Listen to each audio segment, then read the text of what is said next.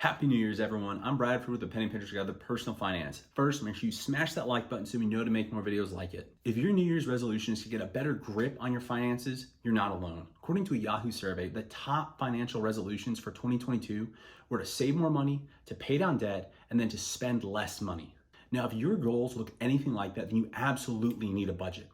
And even if you already have one, there's no better time than the present to refine your budgeting process and make it better. First, I want to address the difference between what a budget is and the process of budgeting. While the difference might seem trivial, it is actually really important.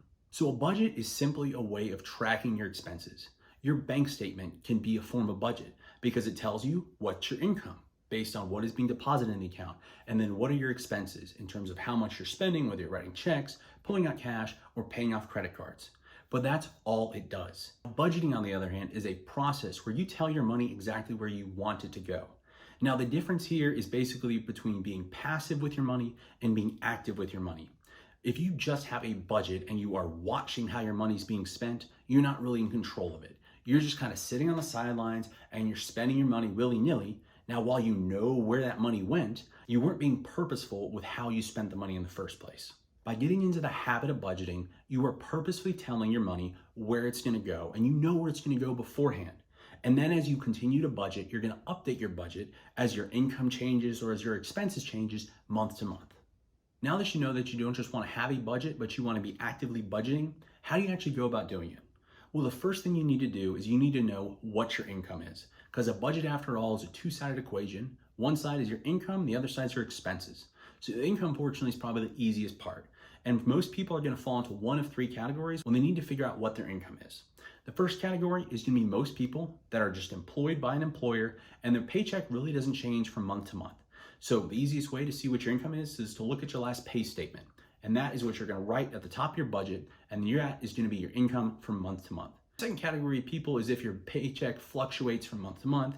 Maybe you're an independent contractor, or whatever your work is, it's based on an hourly rate, and you're not gonna get the same amount of hours every month.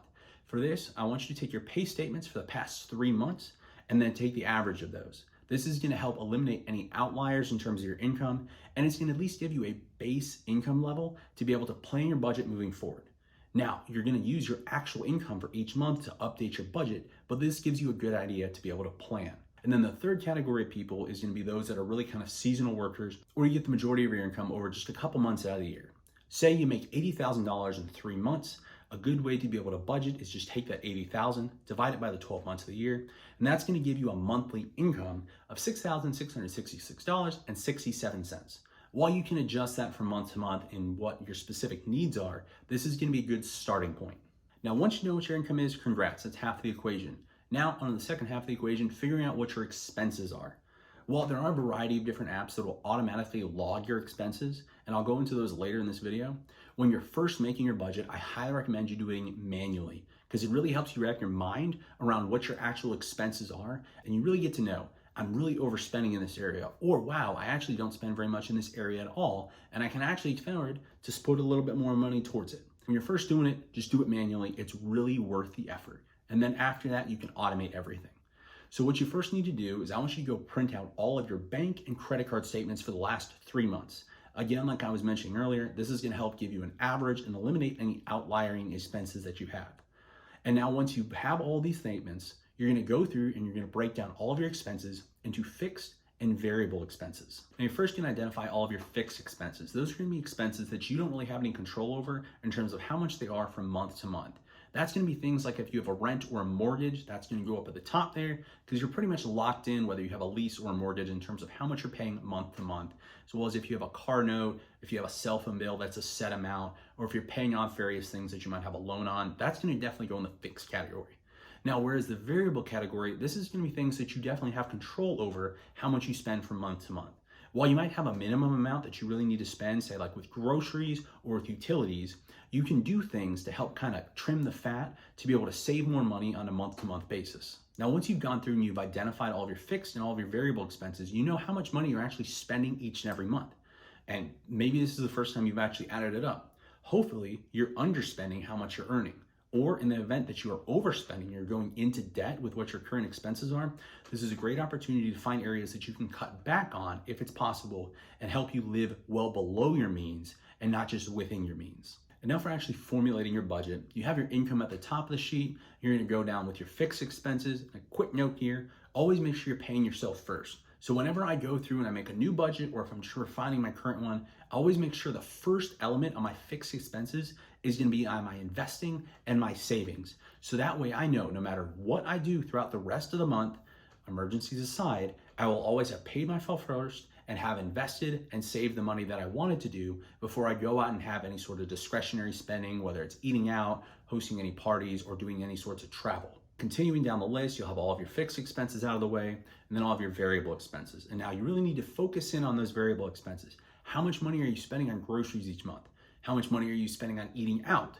Do you need to spend as much money as you're spending in those categories? And can you reallocate it to maybe save some more money, invest some more money? If you have any expensive debts, can you start paying those off faster by cutting back in certain categories? This is really where you get to get into the habit of budgeting and focusing your money towards where you actually want it to go, instead of just sitting back and watching it kind of run away from you. And then as you narrow down how much you're going to spend in each category, you want to make sure that you have all of your money allocated from your paycheck before it even clears into your account. This is what is known as a zero-based budget. You are going to have every single penny of your income sourced out, whether it's going to your investments and your savings, whether it's going to your rent check, whether it's going to your groceries, how much money you're going to spend on eating out, how much money you're going to spend going to the movie theaters. You want to know exactly how much money you're spending in every single category, so that way it's not a surprise at the end of the month and you look back and you're like, oh, I know exactly how much I spent. I spent $500 on groceries. I paid down my debt by an extra $50 this month. Whatever it is and whatever categories you have for your personal finances, you want to make sure everything is allocated 100%. And at this point, you should have your first budget actually set up. You know how much money you want to be spending in each and every single one of your categories. So how are you going to go about actually tracking it?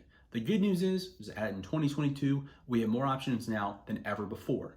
I mean, first thing, you can always go old school and just use a pen and paper and write down all of your expenses and use that to track. That's not my preferred method, but again, this is personal finances. And so whatever works best for you to helping you stay on budget, that's gonna be the best tool that you should use. Second, you can always use a spreadsheet like Excel or Google Sheets. Now, the nice thing about this is that you can personalize it as much as possible, as much as you want, with all the various formulas that you can put in there, build different graphs, spreadsheets, whatever you want. But the downside is that this definitely requires a lot more upfront work on your end to get the budget rolling. And really kind of the third option, and what is probably the widest array of options that you could have, just go on Google and search up any of the variety of budgeting apps that we have out there today. Now, it's really nice because you have so many options on where on the free versus the paid side. And these apps, they can be as simple as just a glorified spreadsheet where you have to manually go in and input every single expense that you have. Or some of the really nice paid options, you can actually sync up all of your various bank accounts, your credit cards, and it will automatically log every single one of your expenses. It'll include any additional income that you might have. Say you sold something on Facebook Marketplace, it'll add that in as additional income for the given month. And it'll show you some really nice graphs, show you at the beginning of the month, how much money do you have allocated in the various categories you set up. It can also tell you, hey, based on your spending in these previous months, if you cut back X amount of money on groceries, you could save this much more money in your savings account this year. Going with one of the variety of apps, at least starting with one of the free ones, is going to be the easiest way to get into the habit of budgeting by making the hurdles in terms of what you need to do to budget as low as possible. And now that you've gone through all those steps, you know your income, you know your expenses between fixed and variable, you've broken down the categories in terms of how much money you want to spend in each and every one with a zero-based budget, and you have the method on how you're actually going to track your budget, you need to put it into practice. I know it might sound a little silly to say that you have to practice budgeting, but this is building a habit like anything else. And when you first start out, you're likely to fail in some of the different areas. But this is a time when you help refine your budget over the course of a couple months, and you realize how much money you're actually spending. Say, hey, I underestimated how much money I spend on groceries each month. I need to put more money towards groceries because I also realized that I overestimated how much money I spent on eating out. I don't eat out as much as I thought I was going to, so I can cook more meals at home. Whatever the ebb and flow happens to be in your specific circumstance, this is a great time to figure out and get the willpower to stick to your budget. Where it gets really hard is you're reaching the end of the month, it's the 28th, you've spent all of your money in your eating out budget. It's the end of a long work day. You were there much longer than you're supposed to, let's say 13, 14 hours. You really don't want to eat those leftovers at home, and you're driving by Chick-fil-A and you're like, man, I really want to get that spicy chicken sandwich, a large waffle fry, and a large sweet tea. But knowing that if you did that, you're gonna bust your dining out budget. So what do? Do you stick within your budget and go eat those less than desirable leftovers you have at home, at least until you get your next paycheck for the month? Or do you go over budget? And that's really just gonna be a question of willpower in terms of what you do and how solidly you stick behind your budget. I can tell you, for at least from my experience, and I'm getting to experience something really cool later this year for my 5-year anniversary, is that by sticking by a budget, you're gonna be able to do a lot more things that you really want to do, as opposed to doing some things that you kind of want to do in the here and now. So a budget, instead of being restrictive in terms of what you can do, it really frees you up in terms of what you can do later on.